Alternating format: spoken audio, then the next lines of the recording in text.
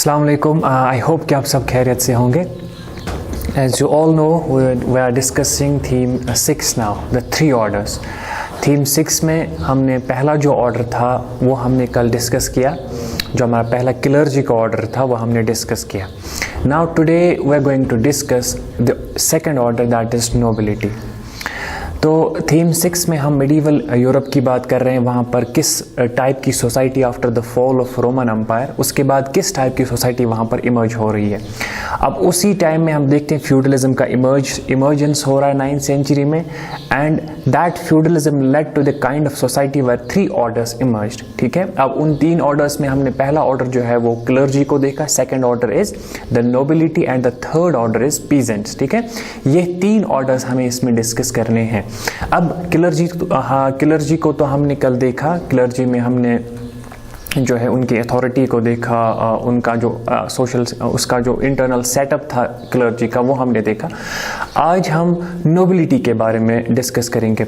Nobility, सबसे पहले आप ये याद रखो, नोबिलिटी जो है ना इन 3 ऑर्डर्स में सबसे मेन ऑर्डर है, क्योंकि this is the base of feudalism basically. ये जो नोबल्स थे, लैंड ओनिंग नोबल्स थे, यही बेस थे फ्यूडलिज्म की, क्योंकि इन्हीं के पास जो ये वास्ट ट्रैक्ट्स ऑफ लैंड थे जो ये फिर पीजेंट्स को देते थे और उसके बदले वो उनसे काम कराते थे। तो अगर हम कहेंगे इन 3 ऑर्डर्स में जो मेन ऑर्डर था जिस पर ये बेस कर रहा था feudalistic society, that was the nobility class, the noble class. Now nobility, अगर हम आज देखें कि नोबिलिटी किसको कहते हैं, ठीक है, अब आप हमेशा से देखोगे कि इसकी जो हम कह सकते हैं कैरेक्टरिस्टिक्स हैं वो चेंज होते जा रहे हैं, चेंज होते आ रहे हैं एंशिएंट में। जैसे हम देखेंगे हर एक रूलर जो था उसके साथ में एक ग्रुप ऑफ नोबल्स होते थे, या उनको हम ग्रुप ऑफ एडवाइजर्स भी कह सकते हैं, जो शेयर करते हैं some amount of power of the king.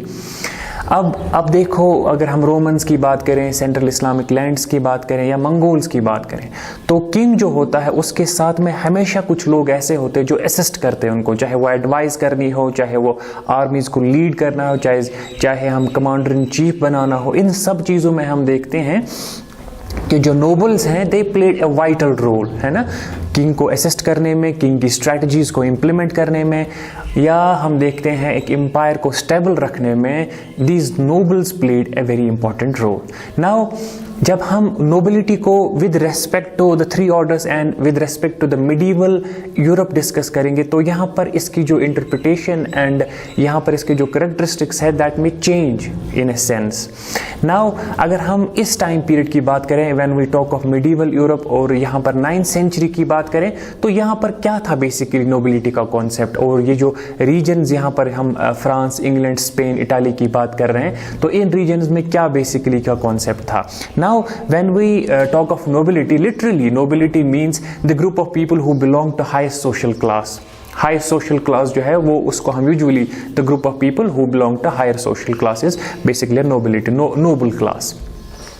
Now, यहाँ हम देखते हैं these nobles when we talk of this feudalistic society, medieval Europe, जो भी यहाँ पर रीजन्स थे जहाँ पर ये फ्यूडलिज्म इमर्ज हो रहा था, वहाँ पर ये जो नोबल्स थे ना, they enjoyed a privileged sense, they enjoyed a privileged status, they had absolute control over land and could raise troops called feudal levies.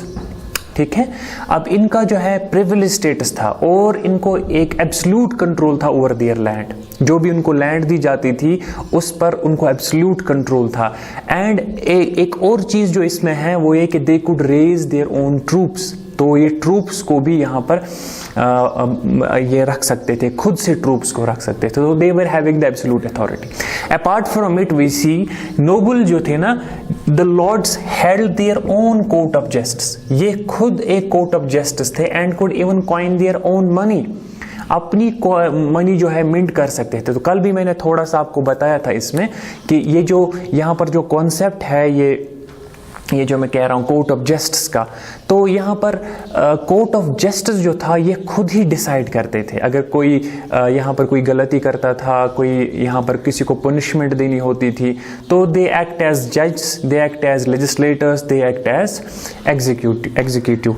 तो ये तीनों पावर्स जो थे वो तीनों इन्हीं में वेस्ट किए गए थे, यही इसको एक्सरसाइज करते थे। तो इनको एक एब्सोल्यूट कंट्रोल था अपने लैंड पर। तो ये किस तरह की सोसाइटी थी हम आगे देखेंगे थोड़ा इसमें, जो हायरार्की के हिसाब से किस तरह से नोबल बनता था और उसका क्या रिलेशन था किंग के साथ, and what was his relation to the subject. तो वो हम अभी आगे देखेंगे। उससे पहले आप ये समझो कि ये जो थे they were having their own court of justice and could even arrange their money. The peasant working on their lands were also expected to act as foot soldiers. तो ये यहाँ पर एक इंपॉर्टेंट बात है कि उस टाइम पे हम देखेंगे यहाँ जो आपको आपके लैंड्स पे काम कर रहे हैं वो एक्ट करेंगे एज फुट सोल्जर्स। तो फुट सोल्जर्स को क्या हम कहते हैं यूजुअली? फुट सोल्जर्स जो होते हैं उनको इन्फेंट्री कहते हैं, जो हमने पढ़ा था when we were discussing these empires। तो वहाँ पर हमने इन्फेंट्री को डिस्कस किया था। Infantry is basically foot soldiers. Cavalry किसको कहते हैं? जिसमें हॉर्सेस पे होते हैं, हॉर्स फोर्स जो होता है। यहाँ हम देखते हैं जो आपकी लैंड पर पीजेंट काम कर रहे हैं उनको भी आप कभी इस्तेमाल कर सकते थे एज बीइंग फुट सोल्जर्स। अगर आप पर कभी हमला होता है, आप पर कोई अटैक होता है, तो वहां पर वो फुट सोल्जर्स जो हैं उनको इस्तेमाल किया जाएगा एज सोल्जर्स, एज आर्मी। तो ये आप असल में इनका कंट्रोल देख सकते हो over the lands, over the peasants और over general subjects of that very land.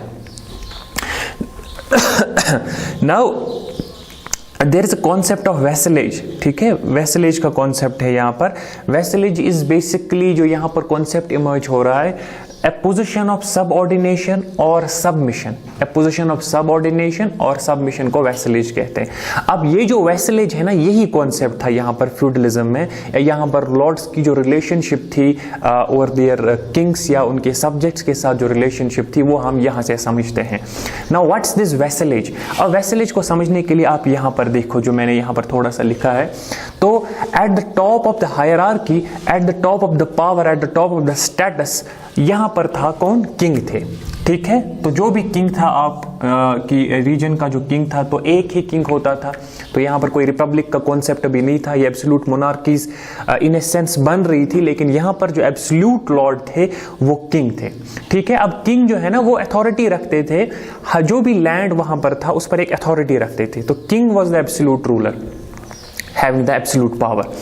अब किंग जो था वो अपनी जो लैंड है उसको डिवाइड कर रहा था, अपनी लैंड को डिवाइड कर रहा था among his lords, sorry among his vessels। तो उनके वेसल्स कौन थे? यही लैंड ओनिंग नोबल्स जो है ना, ये उनके वेसल्स थे, सबऑर्डिनेट्स थे, जो सबमिशन में रहते थे उनके। तो ये जो नोबल्स है ये सेकंड इन कमांड है। तो दूसरे नंबर पर हम देखते हैं नोबल्स यहाँ पर, जो बेसिकली क्या थे? Big land owners. ठीक है, बिग लैंड ओनर्स कौन थे? ये नोबल्स थे। तो सबसे हायर इन कमांड कौन है? यहाँ पर किंग, दूसरे पर हम देखते हैं नोबल्स। तो किंग जो है अपनी टेरिटरी को डिवाइड करते थे। फॉर एग्जांपल अगर हम यहाँ पर लें, ये एक टेरिटरी है, इसको हम डिवाइड करेंगे प्रोविंसेस में। तो हम 9 प्रोविंस को लेते हैं, तो यहाँ पर इन सब का मालिक जो है वो किंग है। तो यहाँ पर जो है ये नोबल्स काम करेंगे, डिफरेंट नोबल्स। ठीक है, इन नोबल्स में किंग जो है इन पर अथॉरिटी रखते हैं, डायरेक्ट अथॉरिटी। ठीक है, अब इसके बदले इनको क्या दिया जा रहा था? अब आप किंग जो है आपको लैंड दे रहे हैं और आपको एक्सटेंसिव कंट्रोल, एब्सोल्यूट कंट्रोल दे रहे हैं उन लैंड्स पे, आपको जुडिशियल कंट्रोल दे रहे हैं, but it in return they ask you for the payment. तो वो पेमेंट क्या होती थी? तो ये जो नोबल्स होते थे, लैंड ओनर्स होते थे, ये इसके नीचे जो है पीजेंट्स को रखते थे, और पीजेंट्स जो है वो उस पर काम करके उनको जो है उनको कमा कर देते थे, और जो है लैंडलॉर्ड खुद उसमें से एक शेयर रखता था और कुछ शेयर जो है वो अपने लॉर्ड को दे देता था। तो इस तरह से वैसलेज का कॉन्सेप्ट यहाँ पर इमर्ज हो रहा है। तो यहाँ पर सबसे ऊपर कौन है? किंग है, उसके बीच नीचे फिर नोबल्स, और नोबल्स के नीचे हम पीजेंट्स को देख रहे हैं। तो इसी तरह से ये जो नोबल्स हैं ये ह्यूज ट्रैक्ट्स ऑफ लैंड जो है पोजेस करते थे, जहां पर इस जो लैंड इनको दिया जाता था, उस लैंड में हम देखते हैं यहाँ पर इनकी रेजिडेंस होती थी, इनके पर्सनल फील्ड्स होते थे, इनके पास्चर लैंड्स होते थे, homes and fields of tenant peasants. तो ये सब यहाँ पर हम देखते हैं यही कि कहाँ पर होते थे, इसी जो नोबल का लैंड, जो नोबल को ये लैंड दिया जाता था जो किंग की तरफ से, उसमें ये सब चीज़ें होती थी। नाउ इनका जो हम यहाँ पर एक चीज़ जो है, या इसको हम दूसरे सेटअप में भी हम देखते हैं, एक विद इन दिस लैंड हम देखते हैं एक एस्टेट इमर्ज होती है, एक नया एक ट्रैक्ट ऑफ लैंड जिसको दूसरा नाम दिया जाता है, वो इमर्ज हो जाता है। अब वो क्या है, वो ये देखते हैं कि जो हाउस था, जो इनका जहाँ पर रेजिडेंस होती थी इन नोबल्स की, वो बड़े बड़े अलग से पैलेसेस होते थे। जैसे आप यहाँ पर भी देख सकते हो, ये जो नोबल का अलग से हाउस है, और उसके साथ साथ आप देख रहे हो दूसरी चीज़ें भी वहाँ पर जो मैंने अभी बताई, वो सब यहाँ पर आप देख रहे हो। तो ये हम देखते हैं, ये नोबल का हाउस जो है उसको मैनर कहा जाता था। तो इस वजह से जब ये नोबल के हाउस को मैनर कहा गया, इस वजह से इस एस्टेट को, इस ट्रैक्ट ऑफ लैंड को जो बादशाह ने, जो किंग ने इनको दिया है, this came to be known, या this latter came to be known as manorial estate. Okay, this was the development of manorial estate और मैनोरियल सिस्टम। तो यहाँ पर house of a noble was known as manor and it led to the development of manorial system या manorial estate. तो इस तरह से मैनोरियल estate किसको कहा जाता था, जहाँ पर जो ये मैनर है, जो इसका जो हाउस है, वहाँ पर जो भी दूसरे उसके पास्चर लैंड्स है, फील्ड्स हैं, या जो वाइन प्रेसेस, बाकी चीज़ें जो भी वहाँ पर रखी गई हैं, तो उसको मैनोरियल एस्टेट रखा गया, नाम रखा गया। तो इस नाम से ये जानी जा रही है।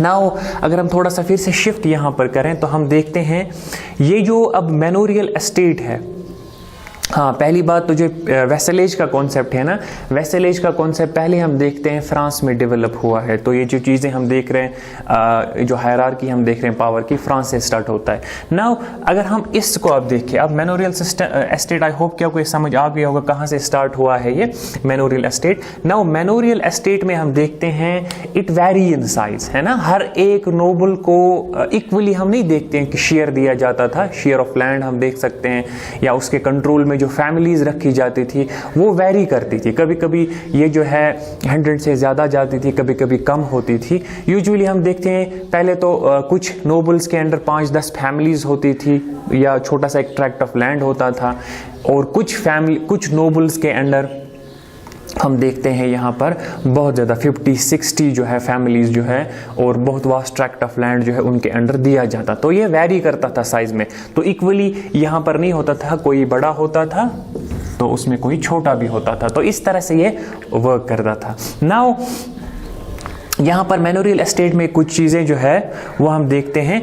यहाँ पर मैनोरियल एस्टेट जो है, ये जो आपने देखा, मैनोरियल एस्टेट में हम देखते हैं हर एक चीज़ जो भी डेली रिक्वायरमेंट्स होती थी वो उसी लैंड में उनको मुहैया कराई जाती थी। अब जो दूसरा ट्रैक्ट ऑफ लैंड होगा या दूसरे नोबल का होगा, वहाँ से कभी कभी किसी हम देखते कोई ऐसी चीज़ जो यहाँ पर ये ग्रो नहीं कर सकती। फॉर एग्जांपल उस वक्त सॉल्ट जो था बहुत कम उस मुहैया होता था, बहुत कम उस वक्त निकलता था, इस वजह से सॉल्ट या दूसरी ऐसी चीज़ें जो यहाँ पर नहीं होती थी कभी कभी मंगानी पड़ती। बट ओवरऑल अगर हम देखेंगे तो यहाँ पर most of the daily requirements were required, जो यहाँ पर रिक्वायर होती थी वो यहीं पर निकाली जाती थी, वो फाउंड इन द एस्टेट, ठीक है। और जो भी यहाँ पर आपको कुछ और चीज़ें, फॉर एग्जांपल आपको यहाँ पर मकान बनाने हैं, आपको यहाँ पर कुछ कंस्ट्रक्शन करनी है, तो इस वजह से जो भी यहाँ पर मेन इसमें आर्टिस्ट्स होते थे वो भी यहीं से आते थे और वो भी यहाँ पर काम करते थे। तो इन्हीं रीजन से वो, जैसे पीजेंट्स मेन यहाँ पर आपको एग्रीकल्चर के लिए,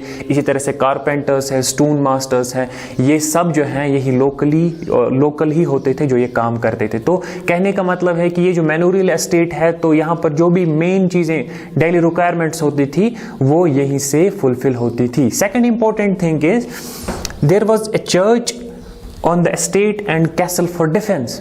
तो यहाँ पर क्रिश्चियनिटी का एक बहुत ज़्यादा हम देखते हैं ऑलरेडी एक फैला हुआ था, तो इस वजह से यहाँ पर चर्च जो थे, हमने कल भी देखा कि every village, almost every village letter period में उसमें एक, जैसे हम इस्लाम में या मुस्लिम सोसाइटी में हर एक विलेज में एक मस्जिद देखते हैं, इसी तरह से यहाँ पर हम देखते हैं कि इमरजेंस ऑफ चर्च जो है वो भी हो रहा है। नाउ द पॉइंट इज़, यहाँ पर एक कैसल की बात की है मैंने, तो आपने देखा होगा कैसल जो है ये यूजुअली डिफेंस के लिए बनाए जाते थे। जैसे आप देख सकते हो ये जो कैसल होते थे, यहाँ पर कभी कभी अगर अटैक होता था तो उसमें ये जो है डिफेंस के काम आता था, तो वहाँ पर जो है अपनी जो आर्मी है, अपने जो लोग हैं उनको बचाने के लिए इस कैसल में बंद किया जाता था, तो it was used for defence also.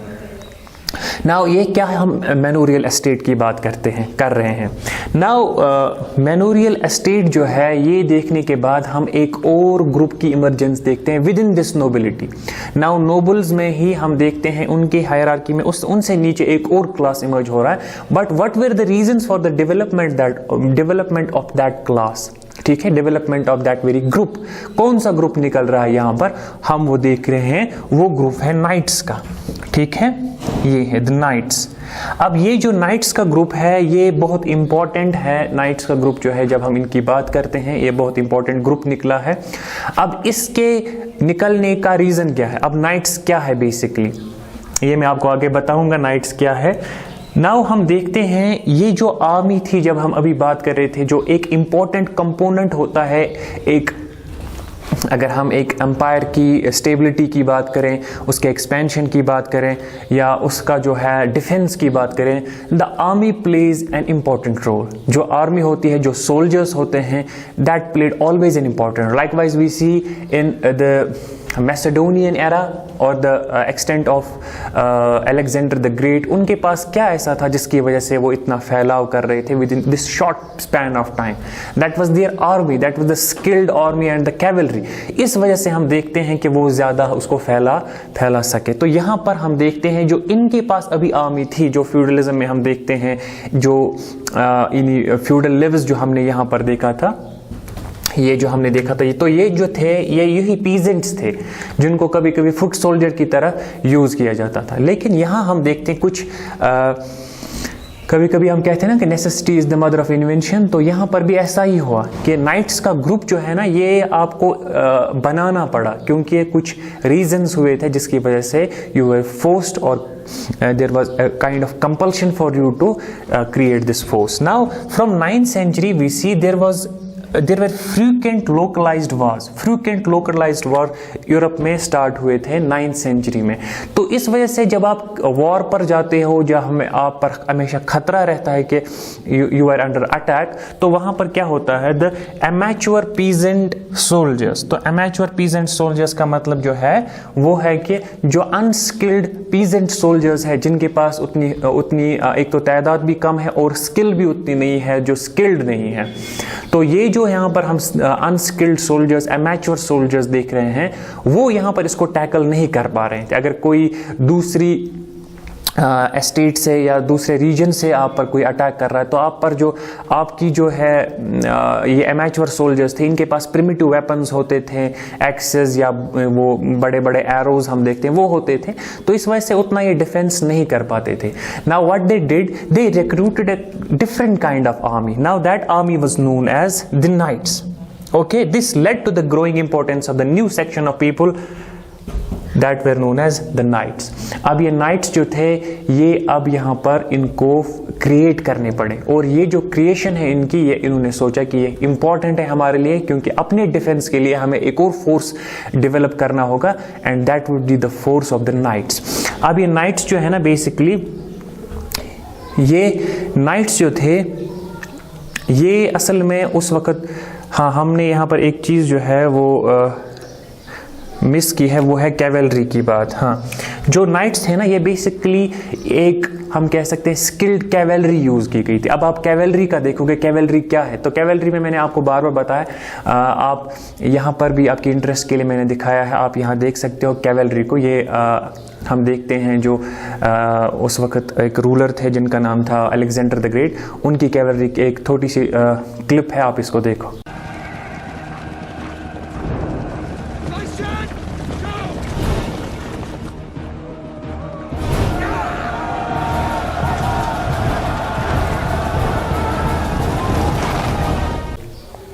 Now इसको हम देखते हैं, ये जो कैवेलरी आपने देखी है, यही ये चाहते थे ये स्किल्ड कैवेलरी हमारे पास हो, ताकि जो है हम जो हमारे एडवर्सरीज हैं उनके खिलाफ जंग कर सकें, तो या जो हम पर अटैकर्स हैं हम डिफेंस कर सकें। तो ये जो कैवेलरी है, जो हॉर्स सोल्जर्स होते थे, उस पर लड़ाई लड़ने वाले होते थे, उनके लिए हम देखते हैं इनने ये फोर्स तैयार की, and that force was known as the knights. अब नाइट्स के भी यहाँ पर हम देखते हैं, उनके भी हम देखते हैं they were linked to lords just as the latter were linked to the king.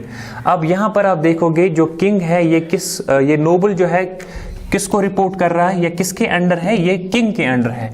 अब नाइट जो है ना, अब नाइट जो है नोबल के अंडर आएगा। तो इस तरह से पहले ऊपर किंग आएगा, उसके बाद नोबल्स आएंगे, उसके बाद नाइट्स आएंगे, और नाइट्स के बाद हम पीजेंट्स को देखेंगे। तो इस तरह से यह हायरार्की बन जाती है। अब नाइट्स को है हम देखते हैं दे वर लिंक्ड टू, अब लॉर्ड्स को रेस्पॉन्सिबल है the lord gave the knight a piece of land. तो इनको भी यहाँ पर हम देखते हैं ए पीस ऑफ लैंड दिया जाता था, और उस लैंड को फीफ कहा जाता था, FIEF, ठीक है, फीफ कहा जाता था, and promise to protect it. और ये जो है उनको प्रॉमिस करना पड़ता था कि वी विल प्रोटेक्ट इट। अब यहाँ हम देखते हैं कि जो फीफ जो एक लैंड है ये किन को दी जा रही है, ये नाइट को दी जा रही है, और नाइट की भी यहाँ पर कुछ रिस्पॉन्सिबिलिटीज रखी गई। अब नाइट जो है जिस तरह से लॉर्ड की रिस्पॉन्सिबिलिटी है, जो किंग जो है उनको ये लैंड दे रहा है उसकी रिस्पॉन्सिबिलिटी टुवर्ड्स द किंग, इसी तरह से यहाँ पर इनकी responsibility towards his Lord, towards his ये जो है यहाँ पर हम देखते इनका जो अपना रीजन था वहाँ पर इनको ये करना पड़ता था। नाउ यहाँ हम देखते हैं, अब हायरार्की में आप फिर से देखो, अगर मैं आपको दिखा सकूँ ये हायरार्की में आप देखो, इस तरह से आप हायरार्कियाँ बन गई है। सबसे ऊपर आप देख रहे हो कौन है, सबसे ऊपर आप देख रहे हो ये मिडिवल वेसलेज की अगर हम बात करें किंग्स हैं, उसके बाद आप देख रहे हो नोबल्स हैं, नोबल्स के बाद आप देख रहे हो नाइट्स, नाइट्स के बाद पीजेंट्स। तो इस तरह से आप देख रहे हो ये मिडिवल वेसलेज का कॉन्सेप्ट बन रहा है। नाउ यहाँ पर हम देख रहे हैं अब इस जो इनको फीफ दिया जा रहा था, अब हम फीफ की थोड़ी बहुत उसकी डिस्कशन करेंगे, उसमें क्या क्या होता था। ये फीफ मैंने बताया है जो पीस ऑफ लैंड होता था, पीस ऑफ लैंड जो किनको दिया जाता था, नाइट्स को, ठीक है। तो पीस ऑफ लैंड दिया जाता था नाइट्स को ये। तो यहाँ पर इन नाइट्स को क्या होता था, यहाँ पर कुछ चीज़ें इनको भी रखनी पड़ती थी, जैसे यहाँ इस पीस ऑफ लैंड में चर्च होता था, या जो है वाटर मिल, वाइन प्रेस, तो यही चीज़ें जो है अदर एस्टैब्लिशमेंट जो इम्पोर्टेंट है, अदर एस्टैब्लिशमेंट्स जो भी इम्पोर्टेंट रहते हुए उस वक्त उनको, तो ये यहाँ पर बनाए जाते थे। इसी तरह से हम देखते हैं, जिस तरह से यहाँ हम देखते हैं लॉर्ड जो है उसकी लैंड को कौन कल्टीवेट करते थे, पीजेंट्स, ठीक है। इसी तरह से नाइट जो है, नाइट का जो लैंड, पीस ऑफ लैंड जिसको हम फीफ कहते हैं, वो भी कौन कल्टीवेट करते थे, ये भी पीजेंट्स ही कल्टीवेट करते थे। तो यहाँ पर दोनों जिम्मेदारियाँ इसी पे, फीफ जो है फीफ की जिम्मेदारी भी पीजेंट पर थी, लॉर्ड को जो लैंड होता था वो भी। अब यहाँ पर आपको कंफ्यूज नहीं होना है, लॉर्ड का जो लैंड होता था वो बहुत वास्ट ट्रैक्ट ऑफ लैंड होता था, तो वहाँ पर पीजेंट्स बहुत ज़्यादा काम करते थे। फीफ जो होता था यूजुअली उससे स्मॉल होता था, और इसी जो वास्ट ट्रैक्ट ऑफ लैंड होता था जो लॉर्ड के पास, उसी में से थोड़ा सा किसको देते थे, नाइट को, वो उस पर काम करते थे। और ये जो नाइट्स है इनको भी क्या ड्यूटी रखी गई थी, जैसे यहाँ पर हम देखते हैं इनको शेयर देना पड़ता था, इसी तरह से इनको भी ये जो शेयर होता था या फी होती थी, तो ये इनको देना पड़ता था, रेगुलर फी टुवर्ड्स जो होते हैं टुवर्ड्स देयर लॉर्ड। तो इन पर लॉर्ड कौन था, तो जो ये लॉर्ड यहाँ पर लैंड ओनिंग नोबल है उनको दिया जाता था। और इसके साथ साथ जब भी कभी वॉर होता था, जब भी इनको कभी वॉर होता, वहाँ पर नाइट्स की बहुत इंपॉर्टेंट जिम्मेदारी होती थी कि वहाँ पर डिफेंड करें। तो नाइट्स को इसीलिए क्रिएट किया गया था ताकि वो डिफेंस में हमारे काम आ सके। और नाइट जो हम देखते हैं, नाइट को हम देखते हैं he might serve in the he might serve 2 or more lords, तो उनको हम कह सकते हैं कि नाइट कभी कभी जो दूसरे लॉर्ड्स भी होते थे उनको भी सर्व कर सकता था, लेकिन उसकी जो अटमोस्ट रिस्पॉन्सिबिलिटी होती थी, लॉयल्टी होती थी, वो पर्टिकुलर लॉर्ड जो है जिसने उसको पीस ऑफ लैंड दिया है वो उसी के प्रति होती थी। तो this was basically the concept about the nobility. उसके अंडर जो उसके मेन कैरेक्टरिस्टिक्स थे, उसमें मैनोरियल सिस्टम का कॉन्सेप्ट और उनमें जो हम देखते हैं ये नाइट्स का कॉन्सेप्ट था। तो आई नो कि अगर आप यहाँ होते आप जल्दी से बोलते सर आज इतना ही पढ़ेंगे वगैरह, तो I am understanding it my self, मैं खुद ही इस चीज़ को अंडरस्टैंड कर रहा हूँ ना। आज के लिए हम इतना ही पढ़ेंगे। If you have any question, any query in this lecture, in this particular lecture, you can ask me. तब तक आप अपना ख्याल रखें and take care of yourself.